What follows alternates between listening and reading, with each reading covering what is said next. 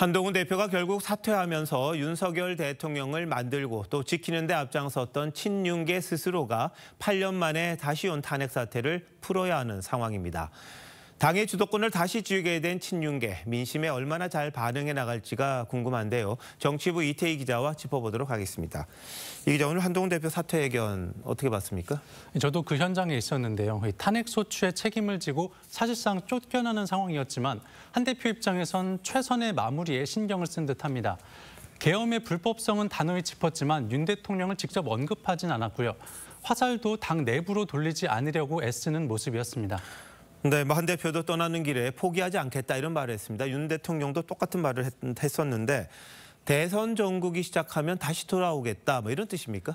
친한계에선 시간이 지나면 결국 여론이 한 대표에게 유리하게 흘러갈 거라고 기대하고 있습니다.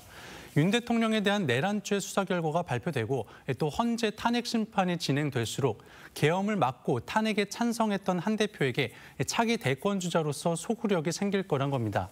하지만 이른바 이 배신자 프레임이 상당한 큰 멍해로 작용하는 보수 정당에서 한 대표가 최근 며칠 사이 의원들이 보여준 비토 정서를 극복할 수 있을지는 현재로서는 미지수입니다. 네, 그래서인지 모르겠는데 탄핵안이 가결이 된 이후에 당내에서 찬성 표결했던 분들 일어서라 그러면서 색출 이런 주장까지 나왔었다고요? 지난 토요일 윤 대통령 탄핵안 가결 직후 열렸던 의원총회에서 친윤계 의원 여러 명이 탄핵안에 찬성했는지 반대했는지를 한 명씩 일어나서 공개하자고 주장했습니다. 탄핵 반대 당론에 따르지 않은 의원들을 색출하려는 시도에 일부 친한계 의원들은 상당한 심리적 압박을 느꼈다고 합니다. 네. 핵심 지지층을 의식한 행보다 이렇게 볼 수도 있겠습니다만 그런데 친윤계 의원들도 계엄 선포 자체에는 반대하지 않았습니까? 예, 그렇습니다. 그런데도 색출 작업까지 언급했다는 건 자칫 계엄 선포 자체를 옹호하는 모양새로 비칠 수 있습니다. 비단 중도층뿐 아니라 당심 이탈까지 우려되는 부분입니다.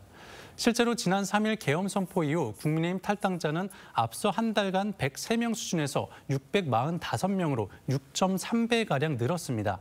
특히 탈당 당원이 가장 많았던 지난 9일과 10일은 탄핵 부결 당론을 정하고 탄핵안 투표에 불참한 직후였습니다. 탄핵에 공개적으로 반대했던 윤상현 의원도 탄핵 찬성 투표자를 부역자로 낙인 찍는 건 보수 가치와 어긋난다며 자제를 당부했습니다. 네. 그런데 지금 여당이 말이죠. 탄핵 찬반을 놓고 다투기엔 전국 상황이 너무 어렵지 않습니까? 그런데 그동안 거대 야당의 법안 강행 처리에 이제 대통령이 거부권을 행사하면서 맞섰는데 지금은 그게 쉽지는 않잖아요. 그렇습니다. 현재 한덕수 권한대행은 아무래도 거부권 행사를 적극적으로 쓰기는 어려운 상황입니다. 여기에 피의자 신분인 한 대행의 탄핵 소추도 민주당으로서는 여전히 살아있는 카드입니다. 특정 법안의 거부권을 행사하거나 입맛에 맞지 않는 인사가 진행될 경우 탄핵을 추진할 수 있다는 협박성 발언도 공공연히 하고 있죠.